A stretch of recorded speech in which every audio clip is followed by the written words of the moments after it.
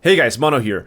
In this video, I'll show you how to create a loadout for World War III that's extremely effective in basically every situation, as well as give you some configuration tips to help reduce screen clutter and have a better overall experience. I will also add some gameplay tips later on, so you get more points and therefore more experience, and you will level up faster. So one of the main problems that I think new players struggle with when they start playing the game is that they don't really get the gunplay because they can't find a weapon that they particularly like. And I think it comes down to a specific combination for most of them, which is the RPG kit. If you're like me, you play Battlefield games as engineer because you know how powerful vehicles are and you always want to have a way to deal with them. However, if you pick this RPG kit, you get this weapon called the Vitas, which looks like an AK-47, but it is not an assault rifle, it is an SMG, so it's very effective at close range, but very inaccurate at medium to long range, which is a very frequent engagement distance in this game. So particularly if you're playing one of the more open maps, like say Moscow or DMC or stuff like that, and you're trying to engage people that are maybe 50 meters from you, the Vitas is not going to be effective at all. You will have a ton of recoil, a ton of bullet spread, so you don't really want to use that with your RPG. So what we're going to do is we're going to use an assault rifle, the MSBS-K, which is the first assault rifle you get, and it is one of the best guns in the entire game. I love using this assault rifle. It is extremely effective. So assuming you haven't touched any of the loadouts yet, you want to go to the assault loadout, hit customization here, then click save loadout. And then we go to the RPG loadout and select that assault weapon and click on the loadout when selecting it. That's going to get you some attachments, a grip, and so on. That's going to reduce horizontal recoil, which is very important for this gun. It's going to take a while for you to get the 4X scopes, which I do recommend. It's, I believe, at level 15 of this weapon that you get it, but don't worry, you'll get there soon enough. The 4X scope is just going to make those long-range engagements way more feasible. As you can see, the way I have this set up, I have a 4X scope as my main scope and a 1X red dot sight on the right side, which you can switch between by clicking the mouse wheel. You will get those unlocked fairly early on, so that's kind of what you want to run with this weapon. So you get an option for when you're close range with the secondary sight, or when you're medium long range with the 4X scope. Next thing we want to do is select a helmet. This is going to be the only armor we're going to get, so no body armor in this loadout. But considering the TTK is super low in this game, it's not going to be a huge deal, and in fact, if anything, this will train you that the best way not to die in the game is just not to get shot at in the first place, because you go down fairly quickly, so you don't want to get caught out in the open too much. And then we're going to create an infantry fighting loadout, which is not going to include the RPG, so you're going to have two different kits. One, it's going to be the general purpose kit for situations like the start of the game where you're going to run into an enemy APC or the spawn vehicles, and then we're going to have an infantry loadout for when you're fighting in more constrained flags where the vehicles can't access and you want some extra firepower to deal with the infantry.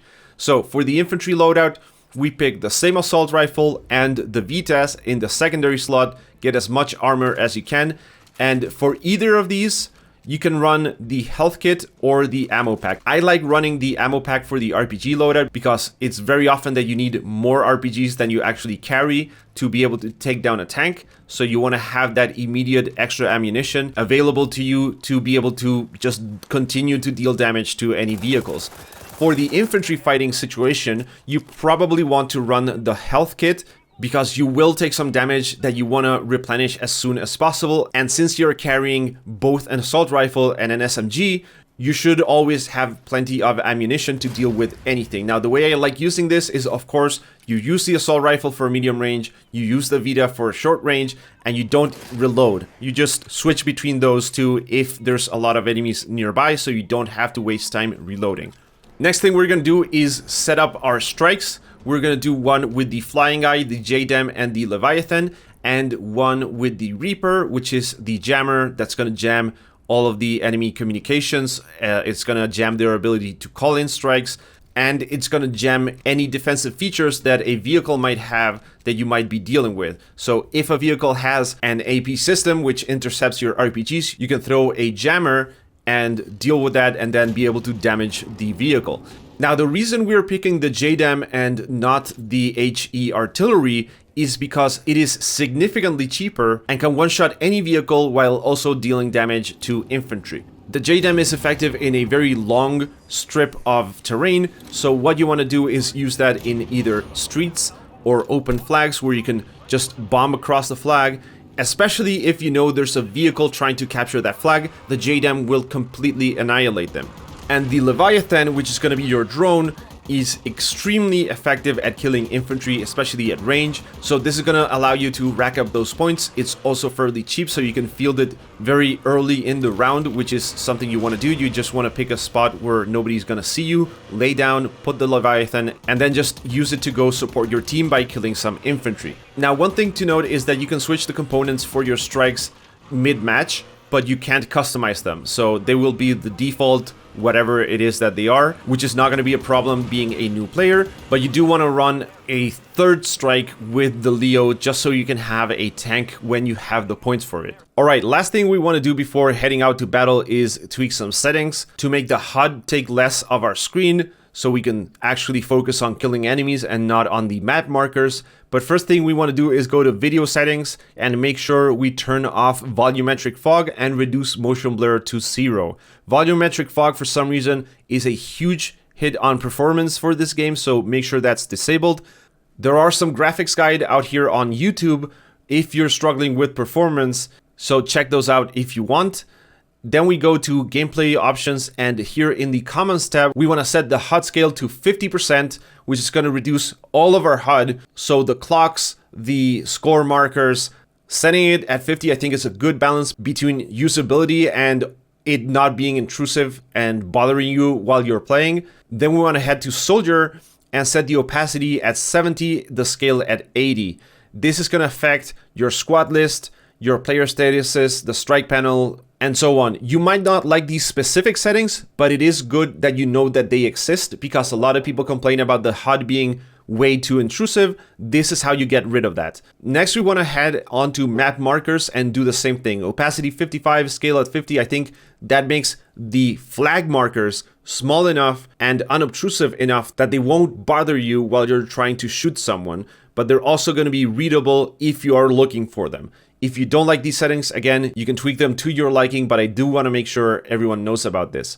And lastly, we want to hit the advanced tab and reduce camera shake all the way down to 50, which is the minimum, and head roll also to 0. This, as you might expect, is going to reduce the camera shake when you're running, which is insanely high as a default. So you want to get it here at the minimum. This is going to allow you to just track your targets better as you're moving around. Alright, and that's pretty much everything we have to set up. Now I'm going to leave you guys with some gameplay footage of how all of this works. But first I will give you some quick gameplay tips. Tip number 1 is destroy every single vehicle you see in the game. All of the quad bikes, all of the buggies, everything. They will give you 200 points if they are enemy vehicles, which is a considerable amount of points. That's going to go over to your experience for your gun, for your Leviathan, for everything. And you also want to destroy your own buggies and your own quad bikes from your team, because that's going to make them respawn faster at the base instead of just lying around in the world in areas where nobody's really going to use them. And then if you lose your flags and you spawn at the base, you won't have any vehicles. So to avoid that situation, make sure you regularly destroy any of your own team's vehicles that you see in the game. Alright guys, I will leave you with some gameplay. This is a really enjoyable game. I think more people need to get into this. Season 2 should be announced soon, and they are adding revives and a bunch of other things, so it's gonna get really interesting. Now is the time to hop on, so I hope you have a better time with the game thanks to these tips. As always, if you liked the video, then please give it a like. Let's try and hit 500 likes for this video if we can, and subscribe for the channel if you want to see more content like this. Thank you for watching, and I hope I will catch you in the next one. Objective Charlie 2. Our units are taking hold of Objective Alpha 2. Ah! Auf Sie mit Gebrüll! Objective Bravo 1 is under attack. Our UAV is online over the area. Our units are taking hold of Objective Alpha 2. Hello?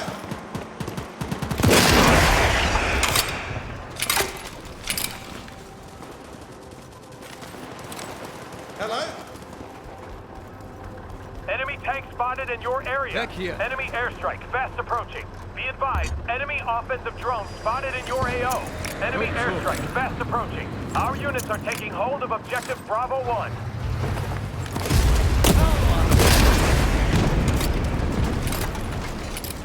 Area Alpha is under our control. Objective Alpha 2 is under attack. Enemy airstrike fast Schnell, approaching. zurück! Objective Alpha 2 is under attack. Rückzug. Enemy airstrike fast approaching. Enemy airstrike fast approaching.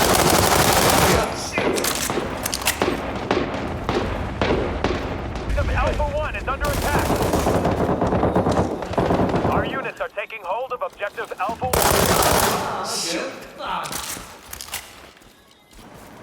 Ziel A2 angreifen.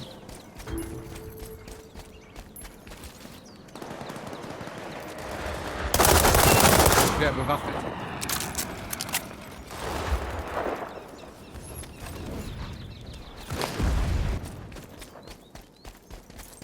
Objective Bravo 1 is under Verfluchte attack. Scheiße! Das hätten wir geschafft. Objective. Our units are taking hold of Objective Alpha 2. Our units are taking hold of Objective Alpha 2. Objective Alpha 1 is under attack. Objective Alpha 1 is under attack.